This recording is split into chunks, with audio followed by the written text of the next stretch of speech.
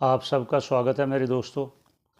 श्वेतर उपनिषद पाठ में आज मैं क्षमा चाहता हूँ। अब आज बहुत कोशिश किया, लेकिन वो जब मंत्र मैंने वो रिकॉर्ड किया तो आवाज़ नहीं आ रही, आवाज़ आई तो मंत्र रिकॉर्ड नहीं हुआ। इसलिए आज मैं आपके सामने उपस्थित हूँ, तो इसके क्षमा चाहता हूँ। मंत्र आज दिखा नहीं पा रहा।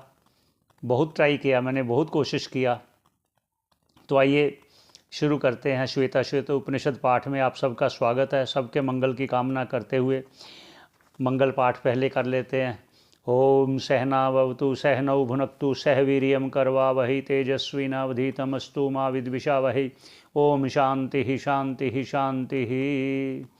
श्वेता उपनिषद का मंत्र उच्चारण कर लेते हैं। आगे मंत्र है 10 नंबर मंत्र।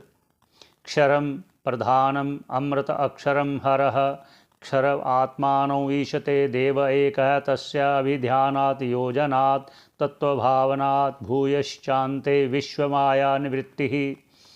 तो क्षरम जो परिवर्तनशील है, पर वो है प्रधान माया। वे परिवर्तनशील होती है, पल पल परिवर्तन होता है। अमृत अक्षरम हरः, जो ईश्वर है, परमात्मा है, वो अमृत है, वो अक्षर है, वो अपरिवर्तनशील है। क्षर आत्मानो ईशते, और जो प्रकृति है और जीव है, इसका नियंता ईश्वर है। ईशते वह देव है, वह परमात्मा है, वह एक है। उसका तस्य अभिध्यानात्, उसके ध्यान से, जो पहले कह दिया, मन को एकाग्र करते हुए उस ईश्वर का, उस आत्मा का ध्यान करना चाहिए। उससे क्या होगा? तत्व भावना कि ये आत्मा स्वरूप मैं ही हूँ, वह नित्य है, शुद्ध है, असंग है। ऐसा आत्म तत्व मैं ही हूँ। ऐसा होने से, ऐसा भाव करने से, ऐसा चिंतन करने से फिर क्या होगा? लाभ क्या होगा? विश्व अर्थात संपूर्ण माया जो मैं और मोर तोड़ते माया कहा है, और पहले भी कहा गया जब हो गया भोगश्च जो यद भवेत, जो त्रिपुटी कही गई है, वो त्रिपुटी से रहित होकर निवृत्ति हो जाती है जब, तब वो ही शांति को प्राप्त, अर्थात उस अमर तत्व को प्राप्त करता है। तो आगे का मंत्र भी उच्चारण कर लेते हैं। 11 नंबर मंत्र है। अब उसका फल कह रहे हैं। अब उस मंत्र का फल कह रहे हैं। क्या कहते हैं? पहले उच्चारण कर लेते हैं मंत्र का। ज्ञात्वा देवं सर्वपाशापहानिः क्षीणहि क्लेशैर्जन्म मृत्यु प्रहानिः तस्य अभिध्यानात् तृतीयं देहभेदे विश्वैश्वर्यं केवल आप्तकामः। ये मंत्र है 11 नंबर मंत्र। 10 और 11 मंत्र दोनों का अब क्या कह रहे हैं भाष्यकार, उस पर चलते हैं। कहते ऐसा जानकर, जो पहले कहा गया है, त्रिपुटी से रहित अपने आप को, आत्म तत्व शुद्ध बुद्ध, जो अपरिणामी है, जो अविनाशी है, ऐसा ज्ञात्वा देवम, जान करके उस देवता को, उस आत्म तत्व को, सर्व पाशापहानि, सर्व पाशों से, सर्व बंधनों से। बंधन क्या है यहाँ? राग है, द्वेष है, काम है, क्रोध है, लोभ है, मोह है, ये सभी बंधन के कारण है। इसका वो नाश हो जाता है उस आत्म तत्व को जानने से। क्षीण ही क्लेश ही, सभी क्लेश क्षीण हो जाते हैं।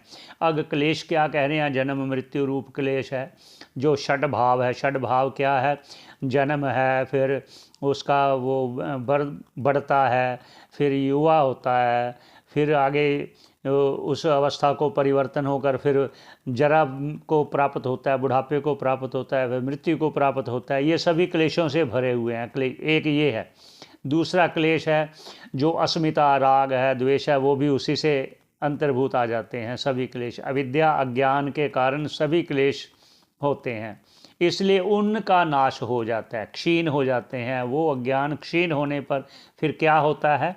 तस्य अभिध्यानात्, वो अभिध्यान करने से, उस आत्म का ध्यान करने, तृतीयम तीसरा क्या?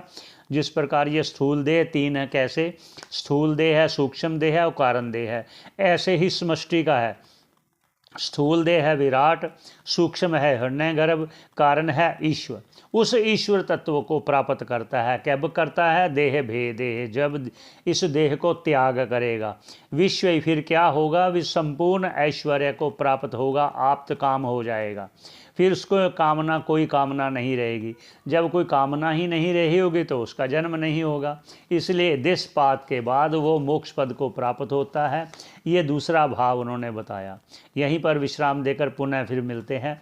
धन्यवाद आपका श्रवण करने का, हमारे से जुड़ने से आपका बहुत बहुत धन्यवाद। सभी के कल्याण की कामना करते हुए यहीं विश्राम देते हैं। पुनः भेंट होगी। धन्यवाद।